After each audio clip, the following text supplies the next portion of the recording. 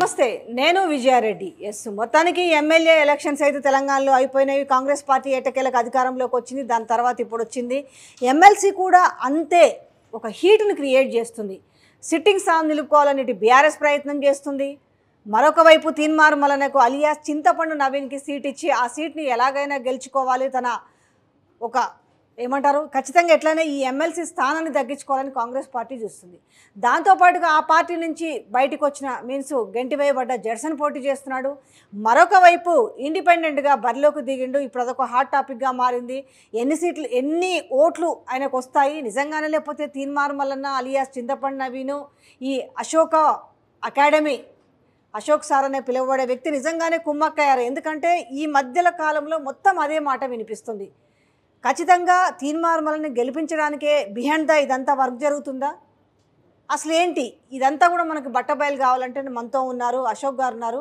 Sir నమస్తే sir నమస్తే madam మీరు మాకు కూడా సారే ఎందుకంటే అందరికి కూడా మీరు విద్యార్థులకు కోచింగ్ ఎంతో లక్షల మందికి ఇచ్చారంటున్నారు ఫస్ట్ క్వశ్చన్ మీరు అంటే దాదాపుగా మీరు ఆమరణ నిరాహార దీక్ష చేసిన తర్వాత అంతకుముందు స్టూడెంట్స్కే తెలుసు కానీ తర్వాత మీరు రాష్ట్ర వ్యాప్తంగా చాలామందికి సుపరిచితులు అయ్యారు ఆమరణ నిరాహార దీక్ష వల్ల కానీ ఈరోజు మీరు ఇండిపెండెంట్గా పోటీ చేయడం అనేది హర్షించదగ్గ విషయమే కానీ మీరు బల్మూరి వెంకట్ అండ్ చింతపండు నవీన్ అది అలియాస్ తీన్మార్ మల్లన్నతో మీరు మమేకమై కుమ్మక్కై ఆ సీటుని గెలిపించాలి ఎవరికి అంటగట్టాలి ఎవరిని గెలిపించాలనుకుంటున్నారు మీరు ఆ వ్యక్తిని గెలిపించాలనుకొని మీరు త్యాగం చేస్తున్నారో లేకపోతే ఇంకోటో ఏం జరిగింది ఈ మధ్యలో డబ్బులు ట్రాన్సాక్షన్సా నిజంగానే బాగా చేతులు మారి అమ్ముడు పోయినరా ఇది నిరుద్యోగులు అనుకుంటున్నారు ఉద్యోగులు అనుకుంటున్నారు ఈ నిరుద్యోగుల పిల్లల తల్లిదండ్రులు కూడా అనుకుంటున్నారు ఏంటి వాస్తవం ఏంటి అసలు అశోక్ సార్ పేరు చెప్పి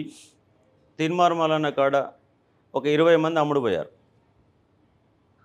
అశోక్ సార్ చెప్పి వాళ్ళంతా డబ్బులు వసూలు చేసుకున్నారు ఎట్లా ఇవాళ అశోక్ సారే ప్రధాన పోటీదారని గుర్తించినటువంటి తీన్మార్ మల్లన్న ఒక్కొక్కరిగా కొనుగోలు చేయడం మొదలుపెట్టారు నా పక్కన కూర్చొని నిరాహార దీక్ష అభ్యర్థిని కూడా కొనుగోలు చేశాడు కానీ మీరు నిరాహార దీక్ష చేసినప్పుడే పార్టీ నుంచి ఎలాంటి ఆ రోజు ఒక సిగ్నల్ లేకపోయినప్పటికీ ఆయన ఎమ్మెల్సీ బలమూరి వెంకట్ వచ్చి ఆ రోజు మీకు నిమ్మరసం ఇచ్చి కూర్చోబెట్టి మీతో కుమ్మక్కయ్యారు బిహైండ్ ద అప్పటి నుంచి వర్క్ స్టార్ట్ అయింది అనేది వాస్తవంగా ఆయన నా దీక్షని ఖరాబ్ చేసిందే బలమూరి వెంకట్ నాతో మంచిగా మాట్లాడుతూనే ఇందిరా పార్క్ పర్మిషన్ రాకుండా అడ్డుకుందే బలమూరి వెంకట్ అంటే గత 15 రోజులుగా జరుగుతున్న ఒక చర్చని కనుక నేను ఒక అవగాహన చేసుకుంటే నా పేరు చెప్పి అందరూ బాగుపడే ఒక ప్రయత్నం చేస్తూ ఉన్నారు కానీ నిరుద్యోగుల తరపున నిలబడే ఒకే ఒక వ్యక్తి అశోక్ సార్ ఎందుకంటే వాళ్ళు బల్మూర్ వెంకట్ అనే వ్యక్తి ఆయన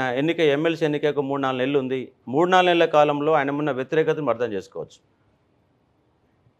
అమ్ముడు పోయారు ఇవాళ కాంగ్రెస్ ఎవరితో అమ్ముడు పోయారు అందరూ అమ్ముడు పోయారు ఎవరికి రియాజ్ అమ్ముడు పోయారు బల్మూర్ వెంకట్ అమ్ముడు పోయారు మరికొంత విద్యార్థులు అమ్ముడు పోయారు నా పేరు చెప్పి డబ్బులు సంపాదించుకుంటున్నారు వాళ్ళు ఎందుకంటే వాళ్ళ విద్యార్థుల మధ్యలో గట్టిగా నిలబడి వాయిస్ వినబడుతున్నటువంటి వ్యక్తి ఎవరంటే అశోక్ సార్ మాత్రం స్ట్రైట్గా చెప్పండి ఎవరు వీళ్ళని డబ్బులు ఇచ్చి మ్యానిపులేట్ చేస్తారు మీరు అన్న ప్రకారం తీన్మార్ మల్లన్న డబ్బులు ఇచ్చి మ్యానిపులేట్ చేస్తున్నాడు ఎందుకంటే 100 కోట్లు సంపాదించాడు ఆయన అధికారమే లక్ష్యంగా ఏమైనా చేయాలా ఎట్టి పరిస్థితుల్లో ఎమ్మెల్సీ గెలవాలా అదొకటే టార్గెట్ ఆయనకు ఎందుకంటే ఎమ్మెల్యేగా ట్రై చేసిండు టికెట్ రాలా ఎంపీగా ట్రై చేసిండు టికెట్ రాలా ఇప్పుడు ఎమ్మెల్సీ కాబట్టి ఉన్నది మొత్తం ఉన్న కాడికి ఆయన ఊడ్చిపెట్టైనా నేను చట్టసభలో ప్రవేశించాలా ఎందుకంటే ఈసారి గెలవకపోతే తీన్మార్ మల్లన్నకు రాజకీయ సమాధి ఇవాళ తీన్మార్ మల్లన్న ఎదుర్కొనే శక్తి ఎవరికి ఉందంటే అశోక్ సార్కి మాత్రమే ఉంది ఎందుకంటే ఇవాళ 4,63,000 మంది ఓటర్లు ఉంటే దాంట్లో 3 లక్షల మంది విద్యార్థులు ఆ 3 లక్షల మంది అశోక్ సార్ వెంట ఉండరన్న అంశం వాళ్ళు గుర్తించారు అందుకే ఇవన్నీ డ్రామాలు ప్లే చేస్తున్నారు కాంగ్రెస్ పార్టీ ఆడుతున్న ఒక నాటకం కాంగ్రెస్ పార్టీ విద్యార్థులు గత గవర్నమెంట్ టీఆర్ఎస్ మోసం చేసిందని కాంగ్రెస్ పార్టీని అధికారంలో కూర్చోబెడితే అంతకంటే ఎక్కువ మోసం చేసింది వాళ్ళ కాంగ్రెస్ పార్టీ 2 లక్షల ఉద్యోగాల ప్రకటన ఇస్తామని చెప్పి ఫిబ్రవరి 1వ తారీఖు నాడే మేము ఇయర్ క్యాలెండర్ ఇస్తామని చెప్పి ఇంతవరకు ఇయర్ క్యాలెండర్ పైన ఒక ఐఏఎస్ ఆఫీసర్ కూడా చర్చ జరపాల ఒక మంత్రికి చర్చ జరపాల దానిపైన ఊసే లేదు అసలు ఈ డిసెంబర్ వరకు వాళ్ళు ఇయర్ క్యాలెండర్ మొదలుపెట్టే పరిస్థితి కూడా కనబడతలేదు అవన్నీ నేను మాట్లాడుతుంటే ప్రభుత్వం మీద వ్యతిరేకత పెరుగుతుంది. ఇక్కడ ఎట్టి పరిస్థితుల్లో అశోక్ అని నిలబడితే రేపు విద్యార్థులందరినీ ఏకం చేసి కాంగ్రెస్ పార్టీ వ్యతిరేకంగా నిలబడే శక్తి అశోక్ ఉందని గుర్తించినటువంటి కాంగ్రెస్ పార్టీ నా పైన బురద జల్లే ప్రయత్నం చేస్తుంది. ఇలా తెలంగాణ సమాజానికి మీ అశోక్ సార్ ఒక మెసేజ్ ఇవాళ ఏ మీడియాలో కూర్చున్నా, ఇవాళ తెలంగాణ రాష్ట్ర ముఖ్యమంత్రి ఏ ఇంటర్వ్యూలో కూర్చున్నా, ఏ ప్రెస్ మీట్లో లేకపోతే ఏ సభలోనైనా కూడా మేము వచ్చి రాగానే 30,000 ఉద్యోగాలు ఇచ్చినామని చెప్తున్నారు. నిజంగానే తెలంగాణ ప్రజలు సరే అమాయకులు అనుకొని చెప్తున్నాడా, ఇందులో వాస్తవం ఉందనుకోవాలా? మాకు తెలిసి అయితే వీళ్ళు వచ్చి నోటిఫికేషన్ ఇవ్వలేదు, పరీక్ష పెట్టలేదు, నియామక పత్రాలు ఇచ్చారని మేము చెప్తున్నాం. అసలు వాస్తవం మీద మీరు చెప్పరు ఒకసారి. మరి ఒక్క నోటిఫికేషన్ ఇవ్వకుండా, అసలు నోటిఫికేషన్ ఇవ్వకుండా గ్రూప్ 1 నోటిఫికేషన్ ఇచ్చారు. 50 పోస్టులు అదనంగా. గత గవర్నమెంట్ 503 పోస్టులు వేస్తే 60 పోస్టులు మాత్రమే కలిపారు. ఓన్లీ 60 పోస్టులు మాత్రమే కలిపారు ఇచ్చిన నోటిఫికేషన్లు. అది ఇంకా ఎగ్జామే కాలేదు. డిఎస్సి 6,500 పోస్టులు ఉంటే 4,500 పోస్టులు కలిపారు. అది ఇంకా ఎగ్జామే కాలేదు. మరి ఎగ్జామే పెట్టకుండా 30,000 ఉద్యోగాలు ఎట్టిస్తారు? ఇచ్చిందే నువ్వు 2 నోటిఫికేషన్లు. ఆ 2 నోటిఫికేషన్ల ద్వారా మీరు అదనంగా ఇచ్చినటువంటి ఉద్యోగాలు కేవలం ఒక 50 పోస్టులేమో గ్రూప్ 1, 4,500 పోస్టులు డిఎస్సి. మీరు ఇచ్చిందే 4,500 పోస్టులు కనబడుతున్నాయా? 30,000 ఉద్యోగాలు ఎట్లా నింపినావు? జస్ట్ నోటిఫికేషన్ ఇచ్చారు తప్ప దానికి ఎగ్జామ్ జరగలేదు, ఎగ్జామే కాలేదు. ఈ కాంగ్రెస్ గవర్నమెంట్కి వచ్చినాక ఇంతవరకు ఒక్క ఎగ్జామ్ కూడా పెట్టాలా? ఉద్యోగులకు సంబంధించి ఒక్క పరీక్ష కూడా కాలే. ఇంకా ఒక్క పరీక్ష కూడా కాలే. ఇవాళ గ్రూప్ 2 ఉన్నాయి, 783 పోస్టులు ఉన్నాయి. మేము అసలు గవర్నమెంట్ చేంజ్ కావడానికే ప్రధాన కారణమైనటువంటి ఒక అంశం ఏంటంటే గ్రూప్ 2 ఎగ్జామ్. ఆ గ్రూప్ 2 ఎగ్జామ్లో అవే పోస్టులతో డేట్లు ఇచ్చారు తప్ప ఇంతవరకు పెంచలే. నేను మొన్న నిరాహార దీక్ష చేస్తానని చెప్పేసి హెచ్చరికలు జారీ చేస్తే వెబ్ నోట్ ఇచ్చారు. వెబ్ నోట్ ఇచ్చి 3 నెలలు అవుతుంది. ఇంతవరకు ఎన్ని పోస్టులు పెంచుతారో లెక్కలేదు. అంటే ఈ కాంగ్రెస్ గవర్నమెంటు మోసం చేస్తుంది. మళ్ళా సభల మీదనే గొప్పగా చెప్తున్నారు, మాది నిరుద్యోగ ప్రభుత్వం, నిరుద్యోగుల వల్లనే మా గవర్నమెంట్ ఏర్పడింది అని చెప్పేసి గొప్పలు చెప్తున్నారు. గమ్మత్ ఏంటంటే ముఖ్యమంత్రి రేవంత్ రెడ్డి గారు ఆల్రెడీ ఇయర్ క్యాలెండర్ అమలు చేస్తున్నామని చెప్పిండు. అసలు ఇయర్ క్యాలెండర్ మీద ఒక మీటింగ్ కూడా జరగల, ఏమీ జరగల. మరి జరగనప్పుడు ఎట్లా ఉద్యోగాలు ఇచ్చారు మీరు? కనీసం వాళ్ళ కాడ ఒక సోయి కూడా లేదు. అసలు 2 లక్షల ఉద్యోగాలు ఎట్లా ఇవ్వాలా? ఏపీ మాదిరిగా వాళ్ళు కూడా గ్రామ కార్యదర్శి పదవులు ఇవ్వబోతున్నారు. అది చాలా మోసపూరితమైన మోసం. 8,000 ఉద్యోగాలు నువ్వు ఇచ్చేది కూలిపోయినా 20,000 రూపాయలు జీతం వస్తుంది. 8,000 ఉద్యోగాల కోసం మీ కాంగ్రెస్ గవర్నమెంట్ తీసుకొచ్చింది. కాబట్టి కాంగ్రెస్ గవర్నమెంట్ అనేది ప్రజలు అర్థం చేసుకుంటున్నారు. ఎక్కువ టైం ఏమంటారు, సంవత్సర కాలంలో ఎంత వ్యతిరేకత అంత వ్యతిరేకత అవుతుంది. అసలు వాస్తవంగా విద్యా వ్యవస్థను సర్వనాశనం చేసి పడేశారు మొత్తంగా. ఇవాళ గవర్నమెంట్ స్కూళ్ళల్లో 46% మంది గవర్నమెంట్ స్కూల్లో చదివితే 54% మంది ప్రైవేట్ స్కూల్లో చదువుకుంటారు విద్యార్థులు. అంతే ఒక గవర్నమెంట్ స్కూల్లో టాయిలెట్స్ లేవు. వ్యవస్థలు మొత్తం నాశనం చేసి పెట్టారు. రాబోయే 10 సంవత్సరాల వ్యవస్థను నాశనం చేస్తున్నారు. అధికారంలోకి రావడమే లక్ష్యం. దానికోసం వివిధ రకాల పథకాలు ప్రకటిస్తున్నారు, అధికారంలోకి వస్తున్నారు, అవి ఇవ్వలేరు. అంటే మిగతా అన్నికి డబ్బులు ఇచ్చిన కారణంగా విద్యా వ్యవస్థ సర్వనాశనం చేసి వచ్చే 20 ఏళ్ళు అంధకారంగా మార్చే ప్రయత్నాలు జరుగుతాయి ప్రభుత్వాలలో. అంటే అవగాహన లేకనా లేదా అధికారంలో ఉండాలన్న ఆకాంక్షన తెలియదు, కానీ ఈ రాష్ట్రాల ప్రభుత్వాలను భ్రష్టు పట్టిస్తున్నది వాళ్ళు. ఇప్పుడు మేము 2 లక్షల ఉద్యోగాలు భర్తీ చేస్తామని చెప్పారు, ప్రభుత్వ ఉద్యోగాలు. అంటే వీళ్ళు కూడా ఒక వాలంటీర్, మీరు అన్నట్టు గ్రామ కార్యదర్శులా లేకపోతే ఇంకోటి ఒక వాలంటీర్ వ్యవస్థను తీసుకొచ్చి ఇదంతా కలిపి 2 లక్షలు అని చూపించే ప్రయత్నం, ఒకటి భయంకరమైన ప్రయత్నం జరగబోతుంది అనేది అంటారు. ఇందులో వాస్తవం ఉందా? లేదు అంటే నిజంగానే 2 లక్షల ప్రభుత్వ ఉద్యోగాలు చిత్తశుద్ధితో ఇచ్చి వాళ్ళు ఇచ్చిన మాటను నిలుపుకుంటారా? చిత్తశుద్ధి అసలే లేదు. ఏదో మసిబూసి మారడికాయ చేసి గ్రామ కార్యాలయాలు పెట్టేసి లేదంటే అవుట్సోర్సింగ్ వాళ్ళకి ఏదైనా తాయిలాలు ఇచ్చి ఆ లెక్కలు చెప్పుకొని బయటపడే ప్రయత్నం జరుగుతుంది. కానీ వీళ్ళు 100% 100% 2 లక్షల ఉద్యోగాలు ఇవ్వలేరు. ఎందుకంటే వాడికి లెక్కలే లేవు, వాళ్ళకాడ వ్యవస్థనే లేదు. ఏదో ఇచ్చారు, మభ్యపెట్టారు, అధికారంలోకి వచ్చారు. ఇప్పుడు ఎలా మభ్యపెట్టాలని ఆలోచన చేస్తున్నారు. ఇప్పుడు ఆల్రెడీ ఫిబ్రవరి 1వ తారీఖున రావాల్సినటువంటి ఇయర్ క్యాలెండర్ 3 నెలలు లేట్ అయింది. రేపు డిసెంబర్ వరకు కూడా అది కంప్లీట్గా అసలు మొదలే పెట్టారు. నేను 100% గ్యారంటీ చెప్తున్నా, డిసెంబర్ వరకు వాళ్ళు ఇయర్ క్యాలెండర్ అనేది అసలు మొదలే పెట్టారు. ఇప్పుడున్న ఉద్యోగాలు నింపాలన్న ఉద్దేశంలో ఉన్నారు. 783 పోస్టులు ఉన్నాయి. రేపు కనుక గ్రూప్ 2 పోస్టులు కనుక వాళ్ళు పెంచకపోతే రేపు జూన్ 10వ తారీఖున మళ్ళీ నిరాహార దీక్ష మొదలు పెట్టబోతున్నాం. ఎప్పుడు? జూన్ 10 నుంచి జూన్ 9కి గ్రూప్ ఎలక్షన్ అయిపోతుంది. గ్రూప్ 1 ఫిలిమ్స్ ఎగ్జామ్ అయిపోతుంది. ఇప్పుడు మీరు వ్యయ ప్రయాసాల కోర్చి బస్సులు పెట్టుకొని కాంగ్రెస్ పార్టీకి పాజిటివ్గా వెళ్ళి అంటే కాంగ్రెస్ పార్టీని గెలిపించుకుంటే ఉద్యోగాలు వస్తాయనేసి కాళ్ళ వేళ్ళబడి కొంత సోషల్ మీడియా కూడా ప్రభావం చూపించి ఈరోజు అధికారంలోకి తీసుకొచ్చిన తర్వాత ఎందుకు ఈ అశోక్ సార్ అనే వ్యక్తి ఈరోజు ఎదురు తిరుగుతున్నాడు? అంటే గవర్నమెంట్ ఒకవేళ మిమ్మల్ని దగ్గర తీసుకొని మీకు ఏదైనా నామినేటెడ్ పోస్ట్ ఒకవేళ ఇచ్చున్నా ఈ పరిస్థితి ఈరోజు ప్రశ్నిద్దురా మీరు? అసలు ఇంకా ఏ పోస్ట్ వద్దనుకున్నా కానీ ఇప్పుడు కాంగ్రెస్ పార్టీ పోయి నామినేషన్ పోటీ చేసి కూడా నా గొంతు నేను కోసుకున్నట్టే. నేను ఎప్పుడైనా విద్యార్థుల పక్షాన్ని నిలబడతా. అది కాంగ్రెస్ గవర్నమెంటా టీఆర్ఎస్ గవర్నమెంటే కాదు. టీఆర్ఎస్ గవర్నమెంట్ వ్యతిరేకంగా నిలబడినా వీళ్ళు కాంగ్రెస్ గవర్నమెంట్ వ్యతిరేకం. అంటే విద్యార్థుల లక్ష్యాలు నెరవేరనప్పుడు వాళ్ళంటనే నేను నడుస్తా. ఇవాళ నడిచాను, ఇప్పటిదాకా నడిచాను, ముందుకు నడుస్తున్నాను. ఎందుకంటే నేను వాళ్ళకు కాంగ్రెస్ గవర్నమెంట్ వచ్చినాక 100 రోజులు మాకు టైం ఇవ్వండి అని చెప్పారు. 101వ రోజు మాత్రం నేను మాట్లాడాను. 100 రోజుల వరకు అసలు ఎక్కడ కూడా కాంగ్రెస్ వ్యతిరేకంగా మాట్లాడలేదు. 101వ రోజు ఎమ్మటే నేను మొదలుపెట్టాను. ఇవాళ మీకు డేట్లు ఇచ్చారు, పోస్ట్ ఎందుకు పెంచలేని నిరాదీక్ష మొదలుపెట్టినా. ఇప్పుడు 46 జీవో ఓట్ల మీదనే ఎంతమంది ఉంటారు వాళ్ళు? 46 అనే సపరేట్ జీవో అనే కాన్సెప్ట్ కాదు కానీ ఆ విద్యార్థులు ఎంతమంది ఉంటారు ఇప్పుడు? మొత్తంగా కానిస్టేబుల్ ఎగ్జామ్కి అప్లై చేసుకున్న వాళ్ళు 8 లక్షల మంది. 8 లక్షల మందిలో రిజర్వేషన్ల పేరుతో అడ్డుకుంటే దాని మీద కొట్లాడితే 2.5 లక్షల మంది గ్రాడ్యుయేట్స్ 8 లక్షల మంది అప్లై చేసుకున్నారు. కానిస్టేబుల్ ఎస్ఐకి అప్లై చేసిన వాళ్ళు 8 లక్షల మంది. 8 లక్షల మందిలో ఇవాళ 15,664 ఉద్యోగాలు కానిస్టేబుల్ ఉద్యోగాలు ఉన్నాయి. ఎస్ఐ ఇంకొక కొన్ని పోస్టులు ఉన్నాయి. మీ వైపు వినిపిస్తున్న మాట కూడా ఎక్కువగా బాగా 46 జీవో మీదనే వినిపిస్తుంది. ఎందుకంటే ఆనాడు కాంగ్రెస్ ప్రభుత్వం మేము వస్తే దాన్ని ఎత్తివేస్తామని చెప్పింది. సో ఈరోజు వాళ్ళు మాట తప్పారు. అయితే ఈరోజు మీ మీద రావడానికి కూడా ఒక ఈజీగా కనిపిస్తున్న ఒక సంఖ్య ఏంటంటే, సో ఇక్కడ ఎందుకు వచ్చింది? లేకపోతే మీరు కుమ్మక్కయ్యారనే మాటని ఎవరు తెరపైకి తీసుకొస్తారు? కావాలి అశోక్ సార్ అనే వ్యక్తి తీన్మార్ మల్లన్న అండ్ బలమూరి వెంకట్తో కుమ్మక్కయ్యాడనే మాటని ఎవరు తీసుకొస్తారు? అంటే ఇక్కడ జరుగుతున్న కాన్సిక్వెన్సెస్ తీసుకొస్తున్నాయా, లేకపోతే ఎవరైనా కావాలని ఇటు బలమూరి వెంకట లేకపోతే తీన్మార్ మల్లన్న ఈ యొక్క అజంప్షన్ని క్రియేట్ చేసే ప్రయత్నం చేస్తున్నారా? ఇలా విద్యార్థులందరినీ పక్కదారి పట్టించిన వ్యక్తి బలమూరి వెంకట్. వాళ్ళు అటు ముందుకు ఉద్యమం చేయకుండా మధ్యలో ఆయన ఒక బ్రేక్ పాయింట్గా నిలబడ్డాడు, బ్రేక్ చేస్తున్నాడు. వాళ్ళు ముందుకు పోకుండా జీవో నెంబర్ 46 ఈ పార్టీకి వాళ్ళు కొట్లాడి సాధించుకునే వాళ్ళు. ప్రభుత్వాన్ని మీద చర్చించిండు. ప్రభుత్వం ఇవ్వని చెప్తుంది, ఆ మాట చెప్పాలి కదా. గవర్నమెంట్ ఇవ్వని చెప్తుంది. వాళ్ళు ఇవాళ ముఖ్యమంత్రి మీటింగ్ పెట్టుకున్నాడు, శ్రీనివాసరావు మీటింగ్ పెట్టిండు, మంత్రులంతా మీటింగ్ పెట్టిరు, ఇవ్వమని చెప్తున్నారు వాళ్ళు.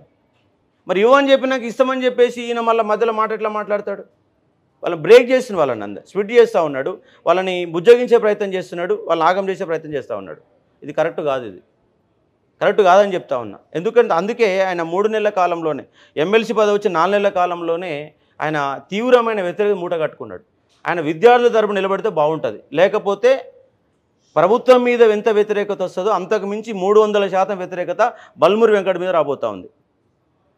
ఇప్పుడు అడ్డగోలుగా సంపాదించిన డబ్బు అంటే పేరు వింటున్నాం ఇప్పటికీ. అవును, అడ్డగోలుగా సంపాదించిన డబ్బులు, అడ్డగోలుగా సంపాదించిన కార్లు, సో ఒక మీడియాని, ఒక సోషల్ మీడియాని అడ్డు పెట్టుకొని ప్రజలకు నాకు వచ్చిన డబ్బంతా కూడా నేను అందరికీ కూడా 100 మందికి 1000 మందికి నేను హార్ట్ సర్జరీలు చేయించాను, బ్రెయిన్ సర్జరీలు చేయించాను, సో నేను చాలామందికి ఉపాధి కల్పించాను, ఇవన్నీ చెప్పుకుంటూ మ్యానిపులేట్ చేసుకుంటూ వస్తున్న వ్యక్తి ఈరోజు మీరు అన్నట్టుగా మిగతా వాళ్ళందరినీ మ్యానిపులేట్ చేయలేడని. ఎందుకంటే సోషల్ మీడియాను నమ్మి ముఖ్యంగా ప్రభావితం చూపి మన కాంగ్రెస్ పార్టీకి ఓట్లు వేయడం జరిగింది. అదే రకంగా ఈరోజు ఎమ్మెల్సీ ఎలక్షన్స్లో కూడా అలాంటి ఒక ఫార్ములా ఉపయోగించారని ఎందుకు అనుకుంటున్నారు? అదే ఫార్ములా పడుతుంది ఇవాళ.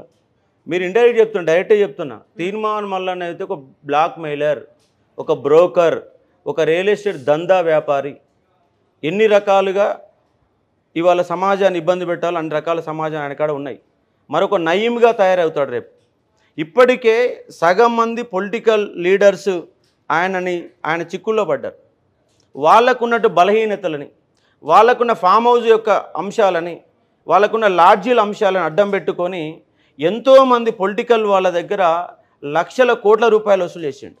రేపు కనుక ఈ పొలిటికల్ బ్రోకర్ ఎమ్మెల్సీ కనుక అయితే 119 ఎమ్మెల్యేలను ఆయన బ్లాక్మెయిల్ చేస్తాడు. మొత్తం అసెంబ్లీని బ్లాక్మెయిల్ చేసే శక్తి తీర్మానం మల్లన్నకు ఉంది.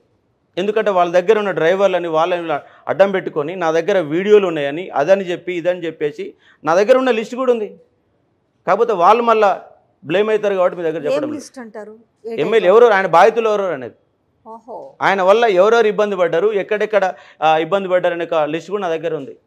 అంటే రేపు చెప్తున్నాను కదా, తెలంగాణ సమాజం ఒక ప్రమాదకారిగా మారబోయే వ్యక్తి ఎవరంటే తీన్మార్ మల్లన్న. 100% ఇది వాస్తవం. తీన్మార్ మల్లన్న తెలంగాణకు ఒక వైరస్ లాంటాడు. ఆ వైరస్ కనుక అసెంబ్లీలోకి ప్రవేశిస్తే మొత్తం అసెంబ్లీ ఖరాబ్ అయిపోతుంది. అలాంటి వ్యక్తి ఇవాళ ఆల్రెడీ సోషల్ మీడియా దుమ్మెత్తిపోస్తుంది. బ్లాక్ మెయిలర్ అని, దొంగమల్లని, ఒక చీటర్ అని ఎన్ని రకాల ఆరోపణలు చేయాలో అన్ని రకాల సోషల్ మీడియాలో ఆరోపణలు చేస్తాం. కరెక్టే. కానీ ఆయన ఇండివిజువల్గా పోకుండా ఈరోజు పార్టీ తరపు నుంచి, పార్టీ ప్రకటించిన సీట్లో నుంచి ఆయన పబ్లిక్లోకి వెళ్తున్నాడు ఈరోజు. సో అదే కాంగ్రెస్ పార్టీ చేసి తప్పిదం అదే. ఈ యొక్క తీన్మార్ మల్ల అనే బురదలో బుర్ర బురద రేపు కాంగ్రెస్ పార్టీ కూడా అంటిస్తుంది. ఆయన బురద వల్ల కాంగ్రెస్ పార్టీకి ఎంత చెడ్డ పేరు అంత చెడ్డ పేరు వస్తుంది. ఇవాళ ఏ ఎమ్మెల్యే కూడా, ఏ మంత్రి కూడా ఆయన సహకరించే పరిస్థితి లేడు. ఉత్తమ్ కుమార్ ఎంత తిట్టిండండి, ఆయన టీఆర్ఎస్కు బ్రోకర్గా పనిచేస్తున్నాడు. ఉత్తమ్ కుమార్ తిట్టిండు. మరి ఉత్తమ్ కుమార్ సిగ్గుండాలి కదా. జగ్గారెడ్డిని తిట్టిండు, ఉత్తమ్ కుమార్ రెడ్డిని తిట్టిండు, కోమరెడ్డి బ్రదర్స్ తిట్టిండు, పార్టీలో చేరిన తర్వాత రేవంత్ రెడ్డిని తిట్టిండు. మరి అయినా టికెట్ ఎట్లా ఇస్తారు మరి వాళ్ళు? అదే కదా మరి. చెప్తున్నాను అంటే మొన్న నేను ఆ బ్లాక్ మెయిల్కి భయపడి టికెట్ ఇచ్చాను. నాకు తెలిసి ఏంటంటే ఆ మీడియా ద్వారా మళ్ళీ కాంగ్రెస్ పార్టీని ఎక్కడ బ్లాక్ మెయిల్ చేస్తారని చెప్పేసి భయపడి టికెట్ ఇచ్చారు. రేపు నేను చెప్తున్నాను కదా, రేపు కనుక ఎమ్మెల్సీగా తీర్మానం మల్లన్న గెలిస్తే మీ అందరిని మీద నెత్తుల మీద డ్యాన్స్ చేస్తాడు.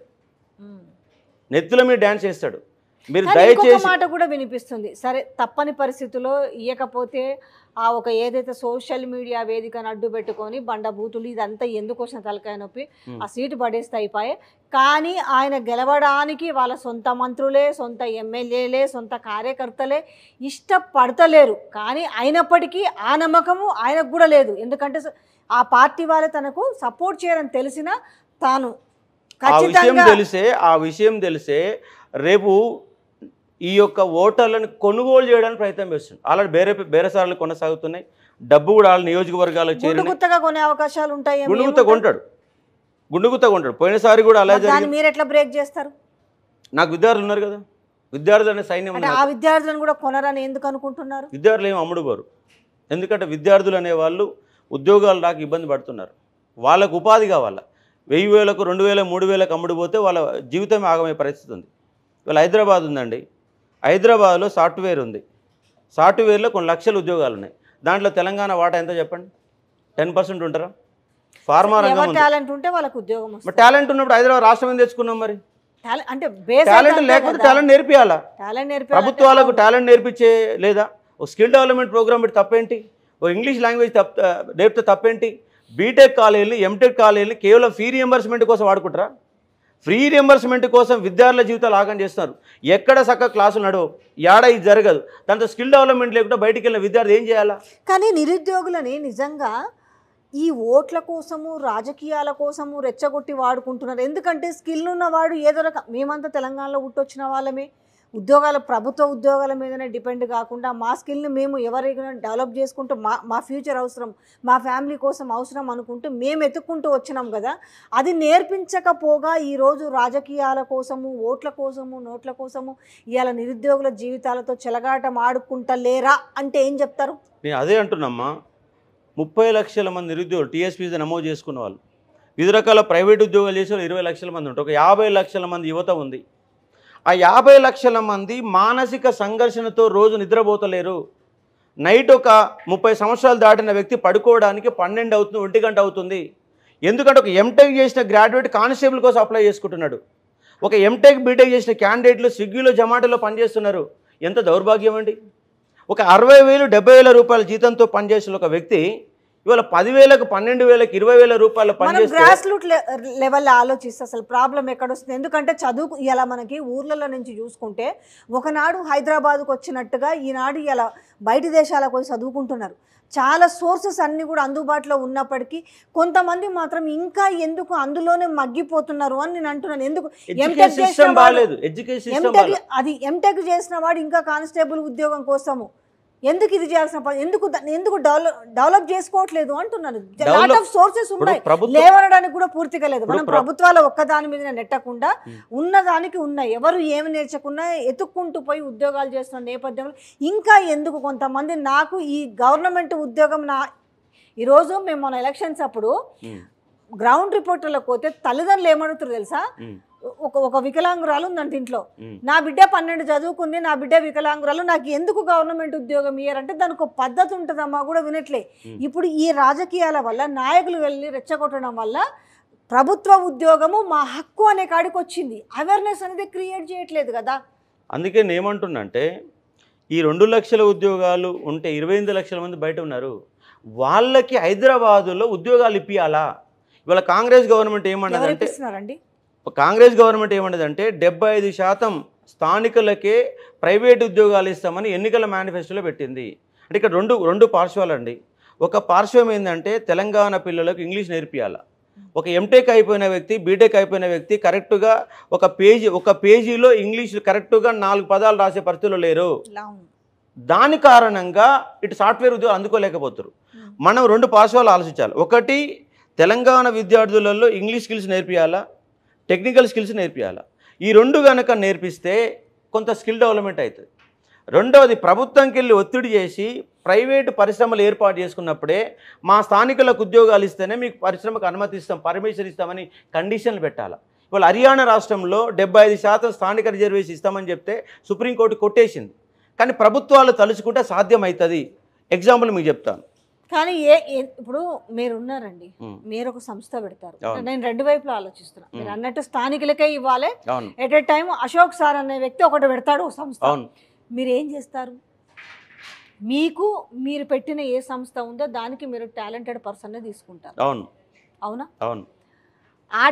ఏ సంస్థ అంతే ఆలోచిద్దాం మనం, కరెక్టే. నేను పెట్టినా కూడా నాకు నా సంస్థ పైకి ఎదగాలంటే నాకు బయటోడా ఇంట్లోడా పక్కోడా, నాకు ఇంట్లోకి టాలెంట్ లేకపోయినా అతను కూడా వేస్టే, నాకు ఫైనల్ గా టాలెంటే కావాలి. కానీ ఈ రాజకీయ ఈ మూస ధోరణిలో పడి ఎన్నాళ్ళ నుంచి, నాకు ఊహ తెలిసినప్పటి నుంచి కూడా చూస్తున్నా, ఎన్ని ఎమ్మెల్సీ ఎలక్షన్ లో వచ్చి ఉంటాయి, ఎన్ని ఎమ్మెల్యే వచ్చి ఉంటాయి, ఎన్ని ఎంపీనే వచ్చి ఉంటాయి. దాంట్లో మేజర్ ఏముంటుంది? రైతుల తర్వాత ఉండేది ఏంటిది? నిరుద్యోగులే కదా. కానీ ఆ వ్యవస్థలో మార్పు వచ్చింది అంటే ఓట్ల టైంకి వచ్చేసరికి, ఎలక్షన్ టైంకి వచ్చేసరికి ఈ కార్డులు బయటకు వస్తాయి తప్ప తర్వాత రావట్లేదు.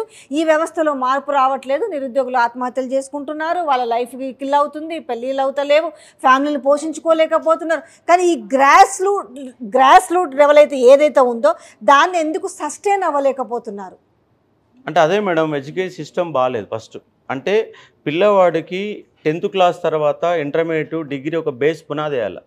ఆ పునాదికి కావాల్సినటువంటి ఎడ్యుకేషన్ సిస్టమ్ మన దగ్గర లేదు. వైఎస్ రాజశేఖర కాలంలో ముబ్బడిగా ఇంజనీరింగ్ కాలేజీలు వచ్చినాయి. కేవలం ఫీ రియంబర్స్మెంట్ కోసమే కాలేజీలు వచ్చినాయి. దాంతో సరి అయినటువంటి విద్యా వ్యవస్థ వల్ల అందని కారణంగా ఒక డెప్త్ ఆఫ్ నాలెడ్జ్ సంపాదించుకోలేక ప్రైవేట్ ఉద్యోగాలకు వెళ్ళలేకపోతున్నారు. అందుకే ప్రభుత్వం ఒకటి స్కిల్ డెవలప్మెంట్ ప్రోగ్రామ్ పెట్టాలా, రెండోది ప్రైవేటులో వాళ్ళకి స్థానిక రిజర్వేషన్లు ఇవ్వాలి. ఇక్కడ నేర్పియాలి. ఫస్ట్ వీళ్ళు డెవలప్ చేయకపోతే ప్రైవేట్ ఉద్యోగాలు ఇవ్వరు. ఒక ఎగ్జాంపుల్ ఏంటంటే, మా ఊర్లో మా బావమరిది ఉన్నాడు, వాడు MCA చేసిండు, సాఫ్ట్వేర్ ఇంజనీర్గా పనిచేస్తుండు. వాడికి ఇయర్లీ ప్యాకేజ్ 16 లక్షలు. వాళ్ళ అన్న ఉన్నాడు, వాళ్ళ అన్న BA చదివిండు. BA చదివిన క్యాండిడేట్ స్కూల్లో పనిచేస్తే 10,000 రూపాయలు మాత్రం ఇస్తున్నారు. 10,000తో నీ జీవితం బాగుపడదని చెప్పేసి ఆ BA క్యాండిడేట్కి ఒక 2 రకాల టెక్నికల్ స్కిల్ నేర్పించింది. ఆ టెక్నికల్ స్కిల్ నేర్చుకున్నటువంటి BA క్యాండిడేట్ సంవత్సరానికి 10 లక్షల ప్యాకేజ్తో ఒక సాఫ్ట్వేర్ ఇంజనీర్గా స్థిరపడ్డాడు. ఇప్పుడు అంటే బీటెక్ చేసినోడ సాఫ్ట్వేర్ కావాలని ఏం లేదు, BA చేసినోడ సాఫ్ట్వేర్ కావచ్చు. అంటే ఇక్కడ ఒక స్కిల్ నేర్చుకుంటే 10,000 రూపాయల జీతం పొందే వ్యక్తి 10 లక్షల రూపాయలు సంపాదిస్తుంది కదా. అంటే అవకాశాలు ఉన్నాయి. కాబట్టి అవకాశాల వైపు విద్యార్థులు మళ్ళీ ఇవ్వాలా.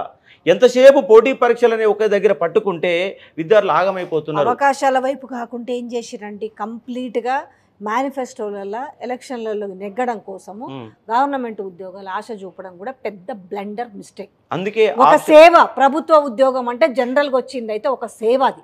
కానీ ఇవాళ దాన్ని ఏం చేసిరు, మేమొస్తే ప్రభుత్వ ఉద్యోగాలు అన్నప్పుడు ఏమైంది, అది నా హక్కు, ప్రభుత్వం నేను చదువుకున్నా కాబట్టి నాకు ఇవ్వాలనే హక్కులో, అంటే కంప్లీట్ ఒక రాజకీయ వ్యవస్థ చుట్టేగా తిరుగుతుంది.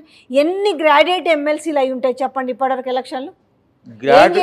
ఎన్నికల టైంలో మాత్రమే వీళ్ళందరూ గుర్తొస్తారండి, లేకపోతే గుర్తురారు. గుర్తురాదు. అందుకే నేను ఏమంటున్నా అంటే నా డిమాండ్ కూడా అదే. ఆప్షన్ ఏ గవర్నమెంట్ ఉద్యోగం, ఆప్షన్ బి కూడా మనకు ఉండాలి, ఆప్షన్ బి ప్రైవేట్ ఉద్యోగం కూడా ఉండాలి. ఆ ప్రైవేట్ ఉద్యోగానికి కావాల్సిన స్కిల్స్ డెవలప్మెంట్ ప్రోగ్రాంలు ఏర్పాటు చేయాలా. అది చేయకపోతే రోజు రోజు నిరుద్యోగం పెరుగుతుంది. దేశంలో 2వ స్థానంలో తెలంగాణ వల్ల కొట్టుమిట్టాడుతుంది, 2వ స్థానంలో ఉంది నిరుద్యోగ విషయంలో. కానీ ఈ ప్రభుత్వాలకి ఎవరు కూడా ఈ నిరుద్యోగుల అంశం పట్టట్లేదు. ఎంతసేపు రైతు బంధు కావాలా, పెన్షన్స్ ఇవ్వాలా, వాళ్ళ ద్వారా ఓటు ఎట్లా పొందాలా. ఎందుకంటే పెన్షన్ అనే వాళ్ళు చక్కగా పోయి ఓటేస్తున్నారు. దరిద్రం ఏంటంటే నిరుద్యోగులు అసలు ఓటు కూడా ఉపయోగించుకోవడం లేదు. నిరుద్యోగులలో చైతన్యం చచ్చిపోయింది. నిరుద్యోగుల చైతన్యం కనుక వస్తే 30 లక్షలు ఏమంటున్నారు, మీకు విద్యార్థుల ఓట్లు పడతాయి అని చెప్పి నిరుద్యోగుల ఓట్లు. అవును, నేను ఆ ఒక ప్రయారిటీ బేస్ తోటే నేను గెలుస్తాను అంటున్నాను. అవును. మీకు వాళ్ళు చెప్పుకుంటున్న బాధ, మీరు కలిసినప్పుడు కానీ వాళ్ళు మిమ్మల్ని కలిసినప్పుడు కానీ ఇప్పుడు యాజ్ ఆఫ్ నౌ చెప్పుకుంటున్న ఇబ్బందులు ఏంటివి? ఇవాళ ఒకటే మేడం, చాలామంది ప్రభుత్వాల ఉద్యోగాల కోసం ఒత్తిడి పెంచుకుంటున్నారు. ఆ ఒత్తిడి పెంచుకుని మానసిక సంఘర్షణకు గురవుతున్నారు. అందుకే ప్రభుత్వాల మీద రేపు ఒత్తిడి చేయబోయేది ఏంటంటే, నీ రాష్ట్ర వ్యాప్తంగా మహాపాదయాత్ర చేయబోతున్నారు రేపు ఆఫ్టర్ ఎలక్షన్స్. ఈ ప్రభుత్వాలు ఎన్ని ఆటంకాలు సృష్టించినా కూడా మహాపాదయాత్ర చేసి విద్యార్థులను మొబిలైజ్ చేస్తా. అసలు మార్గాలు ఏమున్నాయి, మీరు చదివిన చదివేంటి, పోతున్న మార్గం ఏంటి, ఏ రూట్లో పోవాలి, ఏ రూట్లో పోతే ఏమొస్తుంది. అందుకే అవసరమైతే నేనే జోలబట్టి మనిషికి 100 రూపాయలు 200 రూపాయలు వసూలు చేసైనా ఒక ట్రస్ట్ను ఏర్పాటు చేసి, ఇవాళ సాఫ్ట్వేర్ రంగంలో హైదరాబాదులో మొత్తం ఎన్ని కంపెనీలు ఉన్నాయి, ఏం సాఫ్ట్వేర్ ఉపయోగిస్తున్నారు, ఏ సాఫ్ట్వేర్ ఉపయోగిస్తారో ఆ సాఫ్ట్వేర్ నేర్చుకుంటే వాడికి ఉద్యోగం వస్తుంది. నీకు వచ్చిన సాఫ్ట్వేర్తో పోతే వాడు ఉద్యోగం ఇవ్వడు. వాడికి అవసరానికి ఏముంది నీ దగ్గర అది కావాలా. దానికోసం రేపు సర్వే చేస్తాం. మొత్తంగా ఒక సర్వే చేసి తెలంగాణ నిరుద్యోగం బాగుపడాలంటే ఏం చేయాలా రాష్ట్ర వ్యాప్తంగా దీన్ని మోటివేట్ చేస్తా. ఇంగ్లీష్ ఉచితంగా కోర్సు, ఆన్లైన్ కోర్సులు పెట్టి వాళ్ళకి ఇంగ్లీష్ నేర్పించే ఒక ప్రయత్నం కూడా చేస్తా. అంటే ఫస్ట్ విద్యార్థులలో ఒక రకమైన చైతన్యం తీసుకురావాలా. అంటే నువ్వు ఎక్కడ పొరపాటు చేస్తున్నావు, ఏ యాంగిల్లో పోతే నువ్వు బాగుపడతావు ఒక విద్యార్థులకి తట్టి లేపాల్సిన అవసరం ఉంది. ఆ తట్టి లేపని కారణంగా ఒక్కొక్క విద్యార్థి జీవితం 25 ఏళ్ళు వచ్చిందాక తెలంగాణలో విద్యార్థి ఏం చేస్తుండో అతనికి అవగాహన ఉండట్లేదు. 10th అయిపోయింది, ఇంటర్ చేస్తున్నారు, ఇంటర్ అయిపోయింది డిగ్రీ చదువుతున్నారు, డిగ్రీ అయిపోతే బీడీ చేస్తున్నారు, బీటెక్ అయిపోతే ఎంటెక్ చేస్తున్నాడు. ఆఫ్టర్ ఏం చేయాలంటే మళ్ళీ ప్రిపరేషన్కి వస్తున్నారు. 25 ఏళ్ళకి ప్రిపరేషన్ మొదలు పెడితే ఆ ప్రిపరేషన్ అయిపోతే 35 ఏళ్ళు వస్తుంది. ఆ 35 ఏళ్ళు వచ్చినప్పుడు ఉద్యోగం వస్తున్నాడు, ఉద్యోగం వస్తలేదు. చివరికి పెళ్లి కాక మానసిక సంఘర్షణతో ఇబ్బందులు పడుతున్నారు. తెలంగాణ ప్రాంతంలో తెలంగాణలో విద్యార్థులంతా నిరుపేద వర్గానికి సంబంధించిన వాళ్ళే. ఇవాళ సిటీ సెంటర్ లైబ్రరీకి 5 రూపాయల భోజనం చేసి కాలం గడుపుతున్న ఒక పరిస్థితి ఉంది. ఎగ్జామ్లు కరెక్ట్ పెడతలేరు, పెట్టే ఉద్యోగాలు ఒక్కసారిగా పెట్టారు, గందరగోళాన్ని క్రియేట్ చేస్తారు. 14 పేపర్లు అమ్ముకుంటే దాని మీద ప్రశ్నించినందుకు మాలాంటి వాళ్ళు జైల్లో పెడతారు. అంటే నిరుద్యోగుల గురించి ప్రభుత్వాలు పట్టించుకోవడం లేదు. అందుకే ఈ నిరుద్యోగత అనే వ్యవస్థ పైన ఎవరైతే కలిసి నడుస్తారో, ఎవరైతే మాట్లాడుతారో, ఆ మాట్లాడే వాళ్ళని కలిసి నడిచే వాళ్ళ మేధావులందరూ ఒక తెరపైకి తీసుకొచ్చి వాళ్ళ ద్వారా తెలంగాణ సమాజం చైతన్యవంతం చేయాలి. కాంగ్రెస్ పార్టీ నుంచి పోటీ చేస్తున్న అభ్యర్థి తనకున్న ఇప్పుడు ఆయుధం కనపడుతున్నది ఏంటిది, ఆనాటి టీఆర్ఎస్ బీఆర్ఎస్ ప్రభుత్వాన్ని ఎవరికొన్న ఇప్పుడు అటాకింగ్ అదే దొరుకుతుంది. ఇంకా అవును, దాని పని అయిపోయిందంటారు, కానీ మళ్ళీ ఎట్ ఎ టైం అవే ఆయుధాలుగానే దొరుకుతున్నాయి. ఈరోజు ఏడ మాట్లాడినా ఏం చేసినా అంత ఆగమాగం చేసారు తెలంగాణలో. ఎవరికి ఏమీ చేయలేదు. నేను వచ్చిన తర్వాత, నేను చట్టసభల్లోకి వెళ్ళిన తర్వాత నేను ప్రశ్నిస్తా, నేను అందరినీ ఆదుకుంటా, నేను ఉద్యోగాల కల్పన క్రియేట్ చేస్తా, ఇవన్నీ మాట్లాడుతున్న వైనంలో మీరు నమ్మరు ఆయననే అంటున్నారు. కానీ వాళ్ళకు ప్రజల్ని ఎట్లా మెస్మరైజ్ చేయాలి అనే ఆయుధం మా దగ్గర ఉందనే నమ్మకంతో ఉన్నారు కదా. ఆ నమ్మకాన్ని మీరెట్లా దొప్పి కొడతారు అంటున్నాను. అంటే డబ్బుతో ముడిపెట్టుంది. ఇప్పుడు ఏ ఎలక్షన్ అయినా కూడా వ్యయం ప్రయాస ఒకటే కాదు, వ్యయం కూడా. సాలిడ్గా ఎంత మీకు ఓట్లంతా 4,60,000 పైచిలకు ఓట్లు, 63,000. కానీ ఆ 4,63,000 మంది ఓటర్స్ ఒక దగ్గర లేరు. 34 మంది ఎమ్మెల్యేల పరిధిలో ఉన్నారు, 5 ఎంపీ స్థానాల పరిధి. ఒక ఎమ్మెల్యే కోసం, ఒక ఎమ్మెల్యే గెలవడానికి నానా తంటాలు పడతారు. 4,63,000 ఓట్ల వాళ్ళు ఏరుకోవాలి. ఎమ్మెల్యే ఎలక్షన్ కి ఎమ్మెల్సీకి టోటల్ డిఫరెంట్. అంటే ఇది ఒక ఇండివిజువల్ టైప్ లో చెప్పాలంటే చదువుకున్న వాళ్ళు, అక్షర జ్ఞానం ఉన్న వాళ్ళు, అవగాహన ఉన్న వాళ్ళు కాబట్టి కొంత ఆలోచన చేస్తారు కాబట్టి ప్రభుత్వంలో ఉన్నప్పుడు వాళ్ళకు నమ్మకం ఉంటుంది కదా. ప్రభుత్వంలో ఉన్నారు కాబట్టి ఆ ప్రభుత్వం నుంచి ఉన్న వ్యక్తిని గెలిపించుకుంటే ఏమన్నా మేలు జరుగుతుంది ఏమనే ఒక ఆలోచన కూడా క్రియేట్ చేస్తుంటారు కదా. తప్పది. ఎందుకంటే ఎమ్మెల్సీ నాగేశ్వరరావు గెలిచినప్పుడు ప్రభుత్వం లేదు, ఎమ్మెల్సీ కపిల్వాయి దిలీప్ కుమార్ గెలిచినప్పుడు ప్రభుత్వాలు లేవు.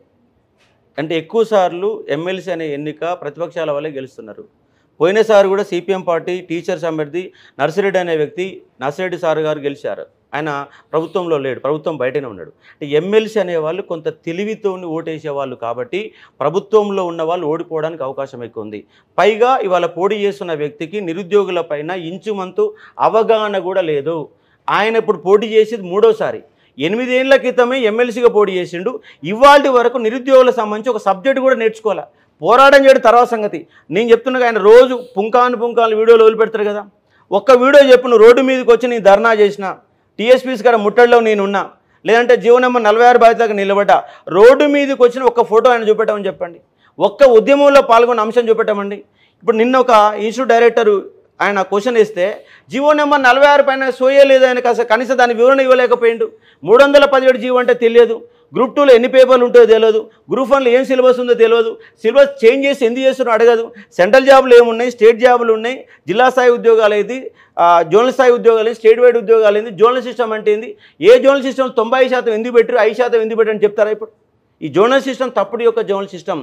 ఈ జోనల్ సిస్టమ్ మార్చాలా? ఇప్పుడు హైదరాబాద్కి మొత్తం కూడా సీమాంధ్రుల అడ్డా, నాన్ లోకల్ అడ్డాగా మారిపోయింది.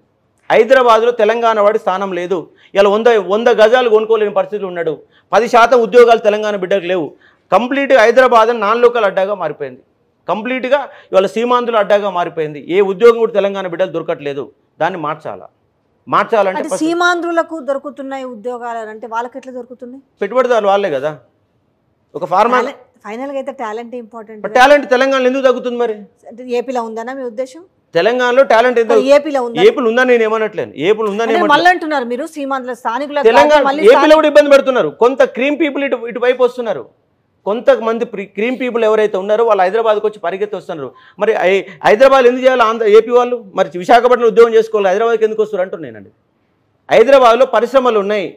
ఆ పరిశ్రమలని గుప్పెట్లో, ఆంధ్ర వాళ్ళ గుప్పెట్లోనే ఉంది. పేరుకు మాత్రమే రాష్ట్రం వచ్చింది, పేరుకు మాత్రం భౌగోళిక తెలంగాణ మాత్రం వచ్చింది. వాళ్ళ హైదరాబాద్లో ఎవరికి ఉద్యోగాలు లేవు. హైదరాబాద్లో మా వాటా ఎంత? వాళ్ళు 95% ఉద్యోగాలు హైదరాబాద్ కట్టబెట్టారు. జనాభా ఎక్కువ ఉన్నది. మరి హైదరాబాద్లో 80 మార్కులకు ఎట్టు ఉద్యోగం వస్తే కానిస్టేబుల్ మీరు చెప్పండి, నేను అడుగుతా. హైదరాబాద్లో ఉన్నోడికి 80 మార్కులకు ఎందుకు వస్తుంది? వెనకబడ్డ ములుగు జిల్లా వాడికి 124 మార్కులు వస్తే ఎందుకు? ములుగు జిల్లాలో అక్షరాస్యత ఎక్కువ ఉన్నదా, హైదరాబాద్ అక్షరాస్యత ఎక్కువ ఉన్నదా? నారాయణపేట జిల్లాలో 127 మార్కులు, వనపర్తి జిల్లాలో 129 మార్కులు. మరి హైదరాబాద్లో 80 మార్కుల ఉద్యోగం ఎట్లా వస్తే చెప్పండి? హైదరాబాద్లో 80% అక్షరాస్యత, నారాయణపేటలో 53% అక్షరాస్యత. 53% అక్షరాస్యత ఎక్కువ మార్కులు తక్కువ వస్తాయి, ఎక్కువ తక్కువ వస్తాయా?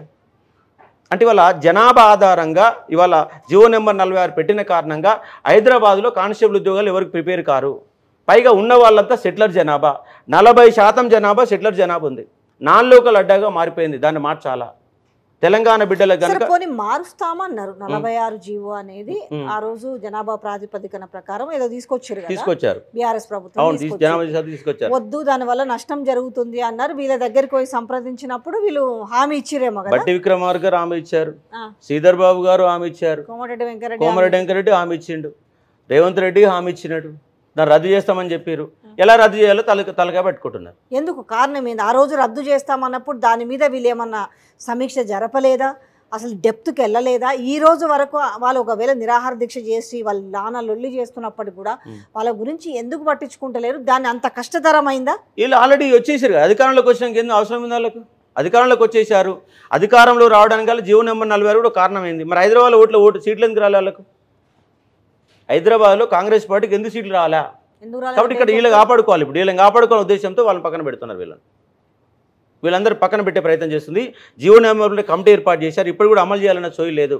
ఇక్కడ జీవో నెంబర్ 46 అమలు కాకపోతే తెలంగాణ ప్రాంతాలలో ఒక్కసారిగా తీవ్రమైన వ్యతిరేకత రాబోతుంది. ఇప్పుడు 3 జిల్లాలు కదా, ఉమ్మడి జిల్లాలు ఖమ్మం, వరంగల్, నల్గొండ. వాళ్ళ ఎమ్మెల్యేలు ఉన్నారు. అవును, మొత్తం వాళ్ళే ఉన్నారు. 10 మంది వాళ్ళే ఉన్నారు. ఒక ఎమ్మెల్యే ఆయన కూడా అలాగే పోయిండు. నల్గొండలో 11 మంది ఎమ్మెల్యేలు వాళ్ళే ఉన్నారు. వరంగల్లో దాదాపుగా 1 సీటు, మిగతా అని కూడా కాంగ్రెస్ వాళ్ళే ఉన్నారు.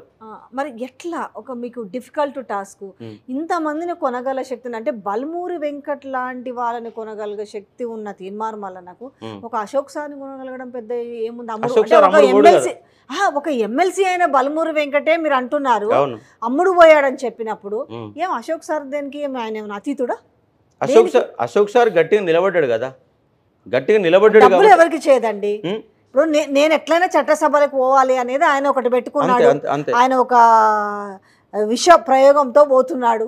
ఏం మిమ్మల్ని కూడా అశోక్ సార్ ఇన్ని ఓట్లు చీలుస్తాడు, ఇన్ని ఓట్లు పోతున్నాయి అన్నప్పుడు, గెలుపుకు దగ్గరగా ఉన్నప్పుడు మిమ్మల్ని కొనడానికి ఏముంది పెద్ద కష్టమైన పని? నేను అమ్ముడు పోను కదా మరి.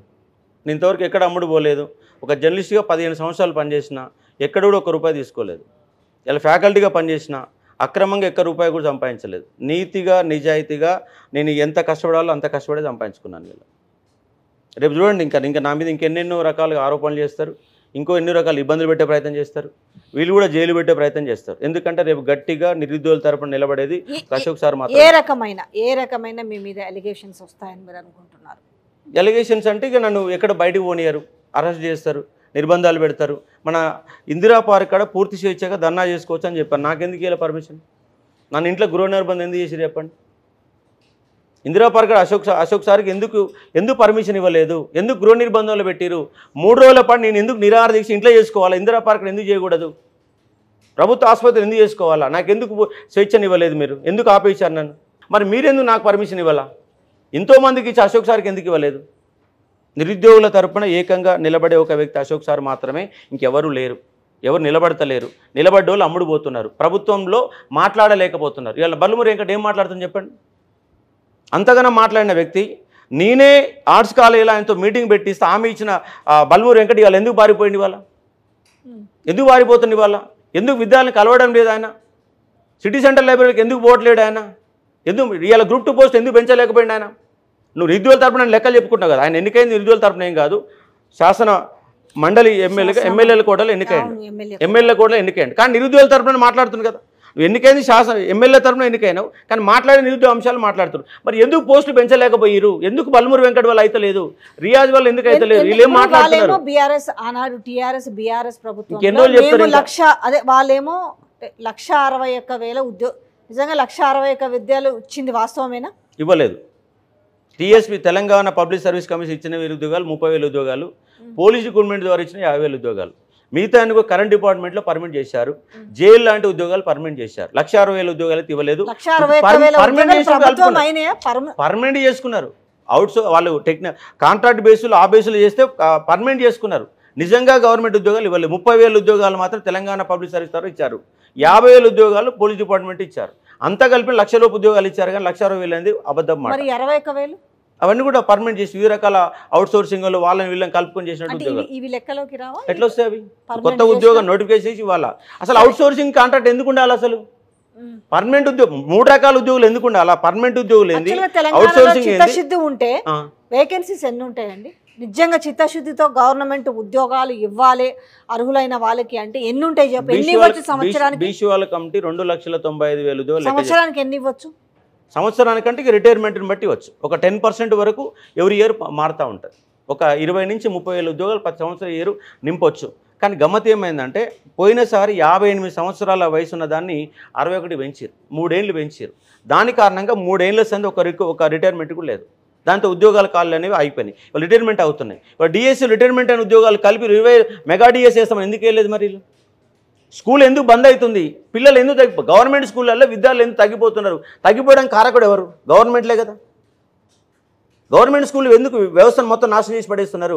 ప్రభుత్వం ఎందుకు చర్యలు తీసుకోవద్దు? మరి ఉద్యోగాల సంఖ్య తగ్గిపోతుంటే కారణం ఏంటంటే మొత్తం ఇవాళ ఈ గవర్నమెంట్కి ఇచ్చే జీతాలు మొత్తం తగ్గించుకొని ఉచిత పథకాలు అలవాటు చేశారు. ఇప్పుడు రూపాయి కిలో బియ్యం ఇస్తున్నారు.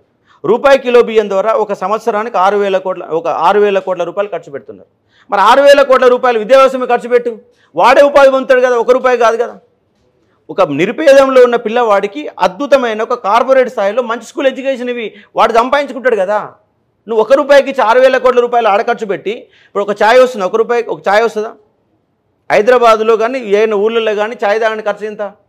అంటే ఇవాళ ప్రజలు అనేవాళ్ళు ₹1 పెట్టలేని పరిస్థితిలో ఉన్నారా? ₹1 కిలో బియ్యం ఎందుకు ఇవ్వాలా? ₹10 ఎందుకు ఇవ్వకూడదు అంటున్నా. ₹10 ఇచ్చి ఆ ₹10 తీసుకుపోయి ఎడ్యుకేషన్ ఖర్చు పెట్టండి, అప్పుడు విద్యావ్యవస్థ మొత్తం బాగుపడుతుంది. అంటే ఓట్ల కోసమే రైతు బంధు ఇవ్వకుండా నువ్వు మార్కెట్ సౌకర్యం కల్పించు. ఇవాళ పత్తి పండించే వాడికి ₹2,000 అదనంగా పండించిన వాడికి ఇవ్వు. 100 ఎకరాల ఎందుకు ఇవ్వాలి రైతు బంధు ఇవ్వాలా? మార్కెటింగ్ సౌకర్యం కల్పించు, ఉచితంగా ఎరువులు పండినోడికి ఉపయోగపడుతుంది. నువ్వు పండినోడు కాకుండా ఎకరాల కొద్ది భూమి ఉందని చెప్పి ఇచ్చేస్తే ఎట్లా మారుస్తారండి? మీకు ఓటేస్తే, మీకు నిరుద్యోగులు నా ఓటేస్తే అశోక్ సార్కి ఓటు వేసి గెలిపిస్తే మీరు ఏం మార్పు తెస్తారు? చాలా మంది అంటే అరచేతిలో వైకుంఠం చూపిస్తాం మన సీఎం చెప్తుండే కదా, Hmm. నేను 50 ఏళ్ళ ప్రణాళికను నేను పెట్టినానని. మీరు కూడా మేబీ ఐ థింక్ ఈజ్ ఒక సంథింగ్ ఒక మీడియాలో నా దగ్గర 50 సంవత్సరాల ప్రణాళిక ఉంది అంటే వినడానికి చాలా బాగుంది, ఆచరణలోకి వచ్చేసరికి ఏది అవ్వట్లేదు అనేసి. ఏంటి మీకు ఇస్తే ఇది నేను చేస్తాను, ఇది నేను ఫైట్ చేస్తాను, ఇది జరుగుతుంది అనేసి మీరు ఏ రకమైన అష్యూరెన్స్ ఇవ్వగలుగుతున్నారు వాళ్ళకి? ఒక ఎమ్మెల్సీ నిరుద్యోగులకు పెద్దగా చేసేది ఏముండదు, ఉండడు వాస్తవం అది. మరి అశోక్ సార్ ఏం చేస్తారంటే వాస్తవంగా నువ్వు చట్టసభలో మాట్లాడేది ఎంత? సంవత్సరానికి 2 సార్లు సమావేశం అయితే ఒక సమావేశంలో గంట, ఇంకో సమావేశం గంట, 2 గంటలు శాసనమండలిలో మాట్లాడేది ఏముండదు. నేనేమంటున్నంటే నిరుద్యోగులను మొబిలైజ్ చేస్తా, నిరుద్యోగుల వెంట నడుస్తా, గ్రామం తిరుగుతా, ప్రైవేట్ ఉద్యోగాలు ఏంటివి, గవర్నమెంట్ ఉద్యోగాలు ఏంటివి, వాట్ ఈస్ ద డిఫరెన్స్ ఏంది, మనం ఏం చేయాలా, స్కిల్ డెవలప్మెంట్ ఏర్పాటు చేసుకోవాలా, వాళ్ళని మోటివేట్ చేయాలా. అరే బాబు నీ బతకాలంటే ఇది కాదు, ఇది చదువు, ఈ మార్గంలో పోవాలా, ఆ మార్గానికి సంబంధించిన కోర్సులు కూడా నేను డిజైన్ చేస్తా. ఎమ్మెల్యే కాడిపోయి కాళ్ళు పట్టుకొని డబ్బులు అడుకొస్తా, 100 రూపాయలు అడుకొస్తా, ఇంటింటి జోల పెట్టి అడుకొచ్చి ఒక 10 కోట్ల రూపాయలు పెట్టి రాష్ట్రం మొత్తం కూడా ఎలాంటి కోర్సు డిజైన్ ఆ డిజైన్ కోర్సు చేస్తా. ఎందుకంటే ఎమ్మెల్సీ పదవికి ఎందుకు పోటీ చేస్తున్నా, ఇప్పుడైనా కొట్లాడతా, అప్పుడైనా కొట్లాడతా. ఎమ్మెల్సీ అనే పదవి ఉంటే వాయిస్ కొంత పవర్ ఎక్కువ వస్తుంది అంతే. ఒక మంత్రి కాడికి పోతే ఎమ్మటే అపాయింట్మెంట్ ఇస్తారు, సింగిల్గా పోతే వాడు అపాయింట్మెంట్ ఇయ్యాడు.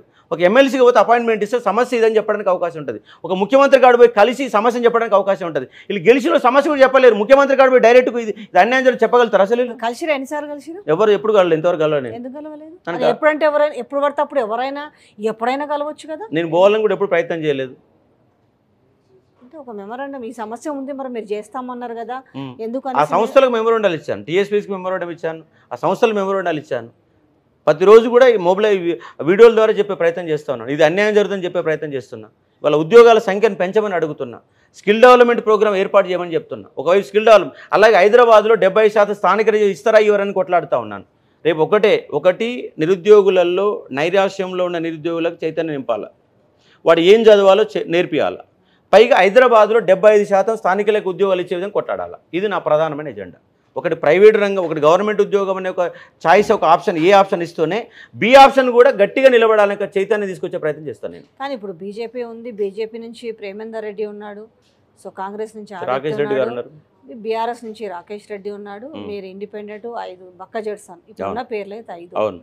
సో ఒకవేళ ఎక్కడికి వాళ్ళు ఓటు చీలితే ఎవరికి ప్లస్ అయ్యే అవకాశం ఉంటుంది? సరే పోటీ చేసే వాళ్ళకు డెఫినెట్గా మేము గెలుస్తామనే దీపాతోనే ఎవరైనా యుద్ధం గెలవాలనే దిగుతారు. కానీ ఇప్పుడున్న దాంట్లో ఏదైనా చేసి ప్రజల్ని మ్యానిపులేట్ చేస్తారనే మాట వినిపిస్తున్న నేపథ్యంలో అంటే ఖచ్చితంగా మీకే ఓటు పడుతుంది అనే నమ్మకం ఎందుకుంది?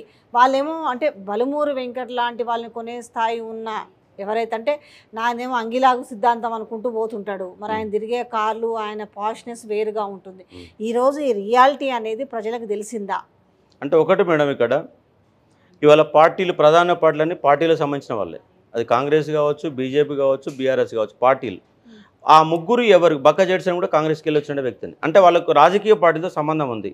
అశోక్ సార్ రాజకీయ పార్టీతో సంబంధం లేదు కదా. కాంగ్రెస్ ఉంటే కాంగ్రెస్ మీద కొట్లాడిండు, టీఆర్ఎస్ ఉంటే టీఆర్ఎస్ మీద కొట్లాడిండు. నేను పార్టీలకు అతీతంగా ఉన్న వ్యక్తిని. పైగా వీళ్ళెవ్వరు కూడా నిరుద్యోగ అంశాల మీద ఇంతవరకు మాట్లాడలే. నిరుద్యోగ అంశాలపైన వాళ్ళకి అవగాహన లేదు. మీరు కావాలంటే నాతో చర్చ పెట్టండి, నేను మాట్లాడతా. నేను అడిగే ప్రశ్నలు వాళ్ళు సమాధానం చెప్పండి, వాళ్ళు అడిగే ప్రశ్నలు నేను సమాధానం చెప్తా. ఇది రాజకీయ పదవి కాదు. ముందుగా నిరుద్యోగులకు సంబంధించి, ఉద్యోగులకు సంబంధించి మాట్లాడే అంశము. అంటే వాళ్ళు రాజకీయ పార్టీలకు సంబంధించిన వాళ్ళు, వాళ్ళకు రాజకీయాల మీద అవగాహన తప్ప నిరుద్యోగులపైన, ఉద్యోగులపైన అవగాహన లేదు. నేను రాజకీయేతరానికి సంబంధించి రాజకీయాల సంబంధం లేని వ్యక్తిని, నిరుద్యోగుల గురించి, ఉద్యోగుల గురించి సబ్జెక్టు తెలిసిన వ్యక్తిని, అవగాహన కలిగిన వ్యక్తిని, గత 10 సంవత్సరాలుగా పాఠం చెప్తున్నా. ఇవాళ నా తెలంగాణ ఉద్యమాన్ని కొన్ని లక్షల మంది విన్నారు. మీరు టీసాట్ గవర్నమెంట్ ఛానల్లో చెప్తే 80 లక్షల వ్యూస్ ఉంటాయి. 80 లక్షలు అంటే నేను ఏది మాట్లాడినా ఉద్యోగుల గురించి, నిరుద్యోగుల గురించి మాట్లాడే తప్ప వేరే అంశం మాట్లాడాను. కాబట్టి నిరుద్యోగులు అనే వాళ్లకు పరిచయమైన, సుపరిచితమైన వ్యక్తి ఎవరంటే అశోక్ సారు. కానీ మరి మనకు వెళ్ళేందుకన్నా ఒక నాకు సపోర్ట్ చేయి అనే విషయం మీకు ఎప్పుడన్నా కన్వే చేసే ప్రయత్నం చేసినాడా? అంటే వేరే వాళ్ళతో చేశారుగా. నేను 100% ఏమని కన్వే చేసి, కన్వే అంటే ఇక మీరు ఊకోవడం బెటరు, కాంగ్రెస్ పార్టీ సపోర్ట్ చేయండి అడిగారు. నేను కాంగ్రెస్ పార్టీకి ఎందుకు సపోర్ట్ చేస్తా? కాంగ్రెస్ పార్టీకి పైన యుద్ధం చేసే, మొట్టమొదటి యుద్ధం చేసే వ్యక్తి అశోక్ సారు. యుద్ధాన్ని మొదలుపెట్టింది అశోక్ సార్. ఇప్పటివరకు ఓళ్ళు మాట చెప్పండి, కాంగ్రెస్ పార్టీ మీద యుద్ధం చేసే వాళ్ళు ఎవరు ఉన్నారు? ఇప్పుడు మొదలుపెట్టిన వాళ్ళు ఉన్నారా? వాళ్ళు ఆగుతున్నారు ఇంకా. కానీ అట్లే అందరికంటే ముందుగా యుద్ధం మొదలుపెట్టినా నా యుద్ధం కొనసాగుతుంది. ఎవరు మీకు నైతికంగా ఇప్పుడు సపోర్ట్ చేసే వాళ్ళు ఎవరున్నారు? ఓన్లీ విద్యార్థులే. నాకు ఏ రాజకీయ పార్టీలు కూడా నాకు ఎవరు నైతిక మద్దతు ఇచ్చేవాళ్ళు లేరు. నాకు మద్దతు ఇస్తామని చెప్పేసి మోసం చేసిన వాళ్ళు ఎక్కువ మంది ఉన్నారు. ఎవరు? బల్మూరు వెంకట్ మద్దతు ఎట్లా ఇస్తా అన్నాడు అంటే ఫస్ట్ అంటే ఎమ్మెల్సీ పదవి విషయంలో కాదు, నాకు అండగా నిలబడుతున్నటువంటి ఒక బల్మూరు వెంకట్ ఇవాళ పార్టీకి అమ్ముడు పోయిండు. పార్టీ అలానే ఉన్నాడు కదా, అలానే ఉన్నాడు. మరి ఈయనకి ఎప్పుడు మాట్లాడిండి? ఈయన ఇలా తీర్మానం వల్ల ఎప్పుడు నిరుద్యోగ అంశం ఎప్పుడు మాట్లాడింది ఆయన? ఎప్పుడు మాట్లాడింది ఆయన? లాస్ట్ ఎమ్మెల్సీ ఎలక్షన్స్ మాట్లాడిండు. ఏం మాట్లాడిండు ఆయన? నిరుద్యోగుల గురించి అవగాహన లేని వ్యక్తికి ఎందుకు ఎమ్మెల్సీ పదవి ఇస్తారు? ఏం చూసి తీర్మానం వల్ల ఏం చూసి ఎమ్మెల్సీ టికెట్ ఇచ్చారు మీరు చెప్పండి ఫస్ట్. సోషల్ మీడియా ద్వారా అవేర్నెస్ కల్పించిండు, అందరి సమస్యలు తెలుసు. సోషల్ మీడియా విద్యార్థులు సోషల్ మీడియా స్టార్. నిరుద్యోగుల గురించి ఏం మాట్లాడండి ఆయన? నిరుద్యోగుల గురించి ఏం మాట్లాడండి? ఇది రాజకీయ పదవి కాదు. రాజకీయాలు మాట్లాడడానికి 119 ఎమ్మెల్యేలు ఉన్నారు, 17 మంది ఎంపీలు ఉన్నారు, వాళ్ళు రాజకీయాలు మాట్లాడతారు. రాజకీయాలకు నీకేం సంబంధము? ఇక్కడ మాట్లాడాల్సిన నిరుద్యోగుల సమస్యలు కదా, నువ్వు మాట్లాడాల్సిన ఉద్యోగుల సమస్యలు కదా. నిరుద్యోగ సమస్యలను కూడా స్క్రీన్ మీద పెట్టి ఏం మాట్లాడండి ఆయన? జీవో నెంబర్ 40 అర్థం ఎవరైనా చెప్పండి. ఆయన వాళ్ళ నిరుద్యోగులు వస్తే ఆయన పక్కన నిలబడితే పక్కన ఆయన అసిస్టెంట్ సుదర్శన్ మాట్లాడతాడు. ఈయనకు అసలు నిరుద్యోగుల అంశాలు ఏం తెలియదు. ఈయన రాగానే ఆయన మాట్లాడేనా? ఇప్పటిదాకా ఆయన సోయి లేదు. అసలు 3వ సారి పోటీ చేస్తుండే కానీ కనీసం నిరుద్యోగుల పైన అధ్యయనం చేయాలా, తెలుసుకోవాలనే సోయి కూడా లేదు ఆయనకి. ఇలా జోనల్ సిస్టమ్ చెప్పండి. ఇలా గురుకులాలలో రీలింక్విష్ ఆప్షన్ ఉంటుంది, దానికి అర్థం చెప్పమని చెప్పి స్పెల్లింగ్ చెప్పండి ఆయనకు. ఆయన ఏడ యూనివర్సిటీలో చదువుకుని చెప్పండి. ఆయన బ్లాక్ మెయిల్ అనే యూనివర్సిటీలో చదువుకుంటే ఆయన బ్లాక్ మెయిలింగ్లో PhD చేసిండు. ఆయన బ్లాక్ మెయిల్లో PhD చేసిన వ్యక్తిని రేపు రాష్ట్రం మొత్తం బ్లాక్ మెయిల్ చేయడం ఏంటి? నిరుద్యోగులతో ఏం మాట్లాడు? గవర్నమెంట్ ఏం పని చేయదు, ఏం మాట్లాడుతాను? ఫస్ట్ రేపు ఏం ప్రశ్నిస్తావు? గవర్నమెంట్లో ఉన్న వ్యక్తి ప్రశ్న సాధ్యమైందా? అధికారం ఉన్న వాళ్ళు మాత్రం, ఆ 4 సభ్యులు మాత్రం ఎవరు మాట్లాడలేరు. ఈయన కూడా రేపు ఏం మాట్లాడేది ఏముండదు, తల ఊపాల్సిందే. కానీ ఈయన మీడియా ద్వారా అడ్డం పెట్టుకొని రేపు ఇవాళ 100 కోట్లు సంపాదించాలంటే రేపు 1000 కోట్లు సంపాదిస్తాడు. రాష్ట్రాన్ని భ్రష్టు పట్టిస్తాడు, రాజకీయాలను మొత్తం ఆగం చేసే ప్రయత్నం. జడ్సన్ కూడా పోటీ చేస్తున్నాడు. సో ఆయనకు కూడా ఎంతో కొంత ఓట్ బ్యాంక్, అంటే ఎవరు ఓట్ బ్యాంక్ చీలుస్తాడు ఆయన? అంటే ఇప్పుడు మీరు అన్నారు ఆయన కాంగ్రెస్ పార్టీ ఓట్ బ్యాంక్ విద్యార్థులు ఎవరైతే నిరుద్యోగులు, ఆయన కాంగ్రెస్ పార్టీ ఓట్ బ్యాంక్ గెలుస్తాడు. ఎందుకంటే కాంగ్రెస్ పార్టీలో 34 ఏళ్ల పాటు పనిచేసింది కదా. కాంగ్రెస్ పార్టీ ఓట్ బ్యాంక్ గెలుస్తాడు. నిరుద్యోగుల గురించి జడ్సన్ అన్న కూడా తక్కువ మాట్లాడాడు. ఆయన మీద నాకు గౌరవం ఉంది, సంపూర్ణంగా గౌరవం ఉంది. ఆయన కాంగ్రెస్ పార్టీ మీద చాలా TRS ఉన్నప్పుడు గట్టిగా కొట్లాడిండు. మరి కాంగ్రెస్ పార్టీ ఎందుకు సస్పెండ్ చేసినాయండి? 34 ఏళ్ళుగా పనిచేసినట్టు జడ్సన్ని ఎందుకు సస్పెండ్ చేసింది? ఆ పార్టీలో ఉండుకుంటూ ఆ పార్టీలో ఉన్న లొసుగులు బయట పెడుతున్నాడు. ఆయన పార్టీలో లొసుగులు పెట్టిండు కదా, విద్యార్థుల సంబంధించి మాట్లాడలే కదా. నిరుద్యోగుల గురించి జడ్సన్ ఎక్కడ మాట్లాడిండు? ఏ ధర్నాలలో, ఏ ఉద్యమాల్లో పాల్గొన్నాడు? 34 ఏళ్ల కాలంలో నిరుద్యోగుల గురించి ఆయన మాట్లాడింది ఏంటి? 34 ఇయర్స్కి వెళ్ళి రాజకీయాలలో ఉన్నాడు వాస్తవం, జడ్సన్ అని కాదంటలేను. మరి 30 నిరుద్యోగుల సంబంధించి, ఉద్యోగుల సంబంధించి ఏం మాట్లాడిండు? ఎక్కడ ఏ ధర్నాలో పాల్గొన్నాడు? అది చూపెట్టమని చెప్పండి. నేను చెప్పినా నిరుద్యోగుల పాఠం చెప్పినా అంటే వాళ్ళు ఓకే, దట్స్ ఫైన్. మీరు ఒక యాంగిల్లో పాల్గొన్నారు, వాళ్ళు చెప్పుకునే దాంట్లో ఆయన కూడా TSPSC దాంట్లో జరిగిన అవకతవకల పైన నేను చాలా ఫైట్ చేశానని చెప్తాడు. నేను రోడ్ల మీదకి వచ్చినాను, వాళ్ళకి ఎవరైతే కూర్చొని ఇందిరా పార్క్ దగ్గర కూర్చొని ధర్నాలు చేస్తున్నారో వాళ్ళకి సంఘీభావం, ఉస్మానియా క్యాంపస్ లో కూర్చున్న వాళ్ళకి నేను సంఘీభావంగా ఉన్నాను. ఆయన వర్షన్లో ఆయన చెప్పుకుంటూ ఓన్లీ జీవో నెంబర్ 46 అనే ఒకే ఒక పదం ద్వారా ఆయన ఓన్లీ ఒకే రోజు ఈ ఎమ్మెల్సీ ఎలక్షన్ జీవో నెంబర్ 46 మలుపు తిప్పపోతుందా? మొత్తం జీవో నెంబర్ 41 ఒకటే తిరుగుతున్నట్టు అనిపిస్తుంది. రాష్ట్రంలో గ్రూప్ 1 వాళ్ళు ఉన్నారు, గ్రూప్ 2 వాళ్ళు ఉన్నారు. లేదు అంటే వాస్తవంగా జీవో నెంబర్ 46 ప్రధాన అంశం. ఉన్న 5 అంశాలలో మొదటి అంశం జీవో నెంబర్ 46 కాదనట్లేం. జీవో నెంబర్ 46 ఒకటే మొత్తం రాష్ట్రాన్ని మొత్తం మార్చేది అనేది అది కరెక్ట్ ఏం కాదు. కానీ మొట్టమొదటిసారిగా ప్రధానమైన అంశం జీవో నెంబర్ 46 నిలబడుతుంది. కానీ గురుకులాల సమస్యలు ఉన్నాయి, DSC సమస్యలు ఉన్నాయి, గ్రూప్ 2 సమస్యలు ఉన్నాయి, మొత్తంగా నిరుద్యోగ సమస్య ఉంది, 2 లక్షల ఉద్యోగాల ప్రకటన అంశం ఉంది. ఇవన్నీ కూడా ప్రభావితం చేస్తాయి. పైగా విద్యార్థులు అనేవాళ్ళు గత 4-5 ఏళ్ళు మీరు ఇంత ట్రాన్స్పరెంట్గా మాట్లాడుతున్నారు, ఇంత అగ్రెసివ్గా మాట్లాడుతున్నారు, అయినప్పటికీ మీరు ఎందుకు ఆయనతో కుమ్మక్కయ్యారు అనే మాట మీ ఎటుపోయి ఆయనను గెలిపించాలని మీరు కుమ్మక్కయ్యారు, అమ్ముడు క్రియేట్ చేస్తున్నారు. ఇప్పుడు రాజకీయాలలో పై చేయి సాధించాలంటే ఎటువంటి దెబ్బ కొట్టాలా అంటే సైకాలజికల్గా, మానసికంగా ఇది దెబ్బ కొట్టాలి. ఆ వాతావరణాన్ని కలుషితం చేసి ఏ విధంగా చేయాలి, అలాంటి కలుషితం జరుగుతూ ఉంది. అందుకే అశోక్ సార్ వెంట నిరుద్యోగులను గమనిస్తుంది. ఎందుకంటే నిరుద్యోగులు చదువుకున్న వాళ్ళు కదా, చదువుకున్న వాళ్ళు కాబట్టి వాళ్ళు ఎట్టి పరిస్థితులలో వీళ్ళు చేసే రాజకీయాలకు ఏం కారు, వాళ్ళు తెలివైన వాళ్ళు కాబట్టి తెలివైనగా ఓటేస్తారు. కనీసం నేను 100% 200% నేనే గెలవబోతున్నా. ఆ 3 ఫస్ట్ ప్రయారిటీలో గెలుస్తాను నేను. మొదటి ప్రయారిటీలోనే అశోక్ సార్ గెలవబోతున్నాడు. ఎందుకంటే నాకు పోతున్నప్పుడు నేను నల్గొండ పోయినప్పుడు, ఖమ్మం పోయినప్పుడు, వరంగల్ జిల్లా పోయినప్పుడు విద్యార్థులకు వెళ్ళి దొరికిన మద్దతు నాకు తెలుసు. వాళ్ళల్లో నాకు అసలు నేను ఆశ్చర్యపోతున్నా, అరే నేను అసలు గింత ఆస్తిని సంపాదించుకున్నా, నా విద్యార్థులని ఆస్తిని సంపాదించుకున్నా, ఎక్కడ పోయినా నాకు బ్రహ్మరథం పడుతున్నారు. మొత్తం రూములు మొత్తం లేచి వచ్చి నా దగ్గర నిలబడతా ఉన్నారు. కాబట్టి ఆ మద్దతు నాకున్నది. ఎందుకంటే వాళ్ళ కోసమే కష్టపడ్డా. నా జీవితం ఉన్నంత వరకు నిరుద్యోగ అంశాల కోసం కొట్లాడుతా. ఇవాళ మందకృష్ణ మాదిగ గారు ఉన్నారు. ఆయన అవునన్నా కాదన్నా ఎంఆర్పిఎస్ని ఏర్పాటు చేసి కేవలం మాదిగల రిజర్వేషన్, ఈ పార్టీ పోయినా ఆ పార్టీ పోయినా ఏ పార్టీ పోయినా అంశం ఏంటిది?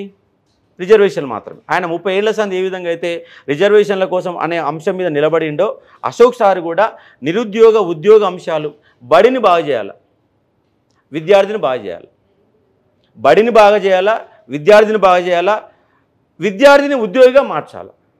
ఈ 3 పదాల చుట్టూ అశోక్ సార్ మొత్తంగా తిరుగుతూ ఉంటాడు. అది గ్రామం తిరుగుతా, పట్టణం తిరుగుతా, ఎక్కడికైనా పోతా ఈ విద్యార్థిని ఉద్యోగిగా మార్చిన క్రమంలో విద్యా వ్యవస్థ బాగు కోసం ఏం చేయాలో అది చేస్తా. మేధావులందరినీ కలుస్తా, మాట్లాడుతా. హైదరాబాదులో ఉన్నటువంటి ఉద్యోగాలు, ఏం రకాల ఉద్యోగాలు తెలంగాణ బిడ్డలు ఎందుకు అందుకోలేకపోతున్నారు, ఎక్కడ విఫలమవుతున్నారు, ఒక అధ్యయనం కూడా చేస్తా. అధ్యయనం చేసి దాని ద్వారా మొబిలైజ్ చేసే ఒక ప్రయత్నం చేస్తాను. చివరిగా ఏం చెప్పాలనుకుంటున్నారు? ప్రజాస్వామ్యాన్ని కాపాడండి. నిరుద్యోగుల గురించి మాట్లాడే వాళ్ళని ఎన్నుకోండి. ఉద్యోగులపైన అవగాహన కలిగిన వాళ్ళని ఎన్నుకోండి. చీటర్లని, బ్లాక్మెయిల్ చేసే వాళ్ళని, ఏమీ తెలియని వాళ్ళని, పేరు చెప్పుకొని పబ్బం గడుపుకునే వాళ్ళని దూరం పెట్టండి అని నేను ఓటర్లకు రిక్వెస్ట్ చేయాలనుకుంటున్నా. కాబట్టి పట్టభద్రులారా, ఒక్కసారి ఆలోచన చేయండి. మీరు కనుక ఈసారి అశోక్ సార్ ఉన్నాడు కాబట్టి, నేను పోటీ చేయకపోతే ఇవాళ జీవో నెంబర్ 46 కనపడేది కాదు, గ్రూప్ 2 పోస్టులు కనపడేవి కావు, నిరుద్యోగం అనే పదమే ఉండలేకుండా నిరుద్యోగుల ఓట్లను పొందే ప్రయత్నం జరిగేది. అశోక్ సార్ ఉన్నాడు కాబట్టి ఇవాళ నిరుద్యోగుల అంశాలు చర్చకు వస్తున్నాయి, లేకపోతే చర్చకు వచ్చేవి కావు. కానీ నిరుద్యోగులు ఆలోచన చేయండి. రేపు మీ సమస్యలు పరిష్కారం కావాలంటే ఒక ఇండిపెండెంట్ క్యాండిడేట్గా ఉన్న నేను నిరుద్యోగుల వెంట నడుస్తాను. కాబట్టి ఆ నిరుద్యోగులు భయపడైనా ప్రభుత్వాలు పనిచేయడానికి అవకాశం ఉంటాయి. కానీ నిరుద్యోగులు ఒక్కసారి ఆలోచన చేయండి. అశోక్ సార్ ఓడిపోతే నిరుద్యోగులు ఓడిపోయినట్టు. నిరుద్యోగులు కనుక ఓడిపోతే మళ్ళీ 5 ఏళ్ల దానికి కాంగ్రెస్ గవర్నమెంట్ ఏది పట్టించుకోదు, ఉద్యోగాలు ఇవ్వదు. నిలదీయాలంటే, కలబడాలంటే అశోక్ సార్ ఉండాలి. గెలిపించాల్సిందే, గెలిపిస్తారు. అశోక్ సార్ ఓటమి నిరుద్యోగుల ఓటమి, అశోక్ సార్ గెలుపు నిరుద్యోగుల గెలుపు. Thank you so much. Thank you.